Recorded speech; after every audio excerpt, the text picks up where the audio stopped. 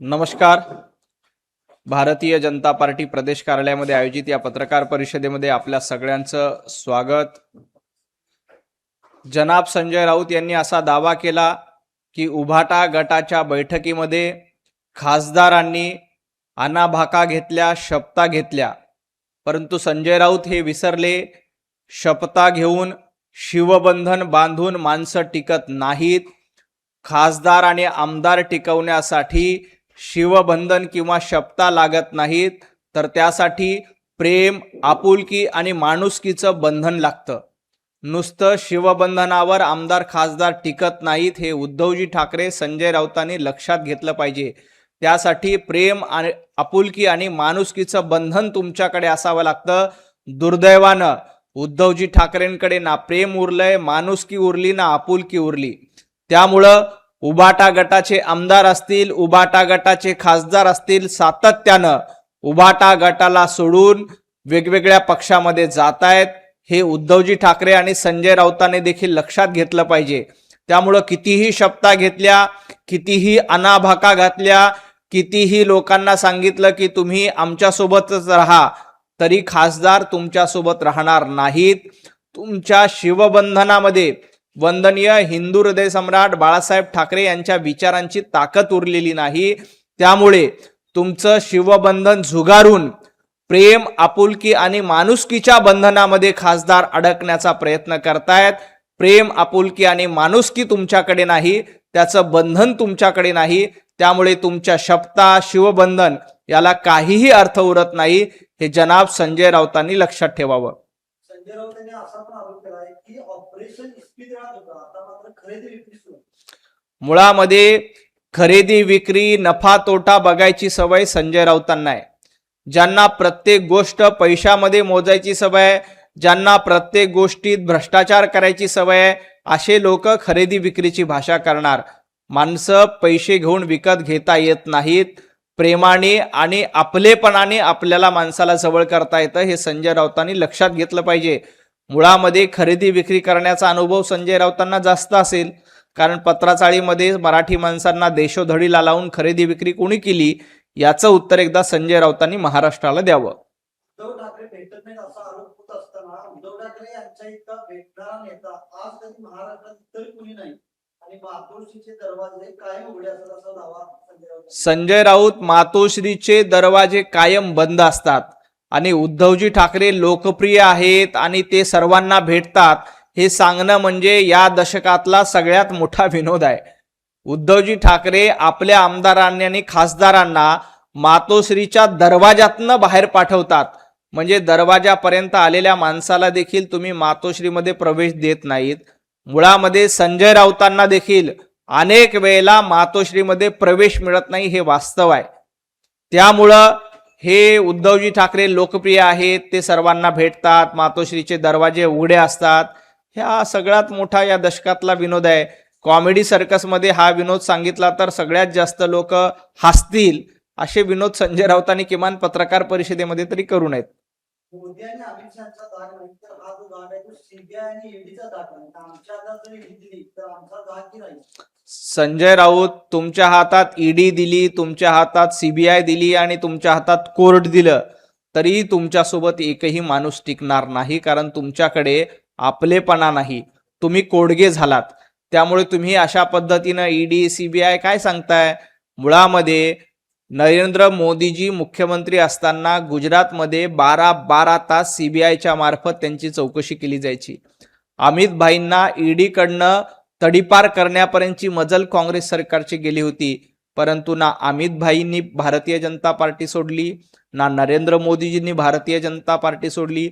2.5 वर्ष महाराष्ट्रातलं सरकार असताना आमचे प्रवीण दरेकर, प्रसादजी लाड, देवेंद्रजी फडणवीस साहेबांना अनेक खोट्या केसेसमध्ये अडकवण्याचा प्रयत्न तुम्ही केला. परंतु यातल्या एकाही आमदारांनी आमचा साधा नगरसेवक तुम्हाला फोडता येत नाही. तुमचं महायुतीचं सरकार, महाविकास आघाडीचं सरकार असताना तुम्ही अनेक आमदारांना, अनेक नगरसेवकांना फोडण्यासाठी प्रयत्न केले, पण तुम्ही साधा नगरसेवक फोडू शकला नाही. त्यामुळे तुमच्या हातात ईडी, सीबीआय दिल्यानंतर काहीही फरक पडणार नाही. ईडी, सीबीआय देऊन पक्ष फोडले असते तर काँग्रेसचं राज्य या देशातनं कधीच गेलं नसतं. महाविकास आघाडीचं राज्य या राज्यातनं कधीच गेलं नसतं. ईडी, सीबीआय किंवा यंत्रणांचा गैरवापर करून माणसं तोडता येत नाही. तर तुम्हाला माणसांना भेटावं लागतं, माणसांना बोलावं लागतं, माणसांना संधी द्यावी लागते. तुम्हाला देखील संधी दिली जात नाहीत. त्यामुळे तुम्ही काँग्रेसच्या वाटेवर आलात ते बघा. खासदार ऑनलाईन बैठकीला उपस्थित राहिले तर त्यात दैल काय आहे? नाही, उद्धवजी ठाकरेंनी 2.5 वर्ष सरकार ऑनलाईन चालवलं. त्यानंतर मंत्रिमंडळाच्या बैठका ऑनलाईन घेतल्या. आता खासदारांच्या बैठका देखील ऑनलाईन घेत आहेत. उद्या लोकांकडनं मतही व्हॉट्सअपवर, फेसबुकवर किंवा एखादा पोल टाकून त्याच्यावर मागा. तुमचा पक्षच ऑनलाईन चालतोय. उद्या मतदानाला देखील जाऊ नका. ईव्हीएमवर तुमचा विश्वास नाहीये, मतपेटीवर तुमचा विश्वास नाही, जनतेच्या मतांवर तुमचा विश्वास नाहीये. त्यामुळं उद्या तुम्ही फेसबुकवरच्या कमेंट, व्हॉट्सअपवरच्या कमेंट यांना मतं म्हणून स्वीकारा आणि ऑनलाईन पद्धतीनं तुमचं मुख्यमंत्रीपदाची शपथ घ्या. ऑनलाईन पद्धतीनं तुम्ही मंत्रिमंडळाची शपथ घ्या. ऑनलाईन पद्धतीनं पक्ष चालवा आणि ऑनलाईन पद्धतीनं जनतेलाही न्याय द्या. एवढंच संजय राऊत आणि उद्धवजी ठाकरेंना सांगायचंय. ज्यांना पक्ष सोडून जायचा असेल असं उद्धव ठाकरे बैठकीत म्हणालेच नाही असा दावा संजय राऊत. नाही, मुळामध्ये उद्धवजी ठाकरेंनी सोडून जा म्हटलं का किंवा राहा म्हटलं का त्यांनी काहीही फरक पडत नाही. ज्या वेळेला महाविकास आघाडीचं सरकार होतं, 40 आमदार यांच्या नाकाखालून निघून गेले. त्यावेळेला देखील असं म्हणत होते की ज्यांना जायचं त्यांनी जा, मला काही फरक पडत नाही. आताही तीच भाषा वापरतात. मुळामध्ये उद्धवजी ठाकरे यांच्या सांगण्यावरून कोणी जाणारही नाही आणि उद्धवजी ठाकरेंच्या सांगण्यावरून कोणी थांबणारही नाही. त्यासाठी आपल्या पक्षावर आपला कंट्रोल असावा लागतो. त्यासाठी आपलं वैचारिक अधिष्ठान मजबूत असावं लागतं. ज्यांनी वंदनीय हिंदू हृदय सम्राट बाळासाहेब ठाकरे यांचे विचार सोडले त्यांची ही वाताहात होणार आहे. ती वाताहात होण्यापासून कोणीही थांबवू शकत नाही. भाजपची विश्वासार्हता नाहीये, पक्ष फोडणाऱ्यांना जोड्याने मारतील असं संजय राऊत. संजय राऊत, जोड्यांनी मारण्याची भाषा तुम्ही करू नका. जनतेनं मतरूपी जोड्यांनी उभाटा गटाला मारलंय, संजय राऊत तुम्हाला मारलंय आणि तुमच्या पक्षप्रमुखांना देखील मतरूपी जोडे या जनतेने मारलेत. त्यामुळं जोड्यांनी मारण्याची भाषा तुम्हाला शोभत नाही. या जनतेनं अनेक वेळेला तुमच्या थोबाडीत जोडे लगावलेले आहेत, हे लक्षात ठेवा. विधानसभेच्या निवडणुकीत तुमच्या थोबाडीत जोडे मारलेत, महापालिकेच्या निवडणुकीत तुमच्या कानशिलामध्ये जोडे मारलेत, जिल्हा परिषद पंचायत समितीच्या निवडणुकीत तर भोपळा देऊन तुमच्या पक्षाला, तुमच्या पक्षप्रमुखाला आणि संजय राऊत तुम्हाला देखील लोकांनी जोड्याने मारलंय. ते व्रण अजून देखील पुसले गेलेले नाहीत. त्यामुळं जनतेचा असा अपमान करत असाल तर जनता आणखी तुम्हाला जोड्याने मारल्याशिवाय राहणार नाही. बाळासाहेब ठाकरेंच्या विचाराच्या पाठीत खंजीर खुपसण्याचा प्रयत्न केला जात आहे. खंजीर खुपसण्याची परंपरा उद्धवजी ठाकरेंची आहे.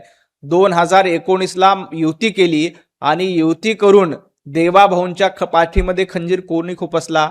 वंदनीय हिंदू हृदय सम्राट बाळासाहेब ठाकरे यांच्या विचाराच्या पाठीमध्ये खंजीर कोणी खुपसला? हिंदुत्ववाद सोडायचा, बाळासाहेब ठाकरे यांचे विचार सोडायचे आणि काँग्रेसच्या दावणीला नेऊन पक्ष बांधायचा, याला पाठीमध्ये खंजीर खुपसणं म्हणतात. तुमचं वैचारिक अधिष्ठान काहीही उरलेले नाही. ज्यांनी बाळासाहेब ठाकरेंच्या विचारांच्या पाठीमध्ये खंजीर खुपसायला मागे पुढे बघितलं नाही ते तरी मित्रांच्या पाठीमध्ये सहज खंजीर खुपसतात. खंजीर खुपसण्याची परंपरा संजय राऊत तुमची आहे, उद्धवजी ठाकरे यांची आहे आणि याच तुमच्या परंपरेमुळे जनतेनं तुम्हाला नाकारलं हे त्यांनी विसरू नये.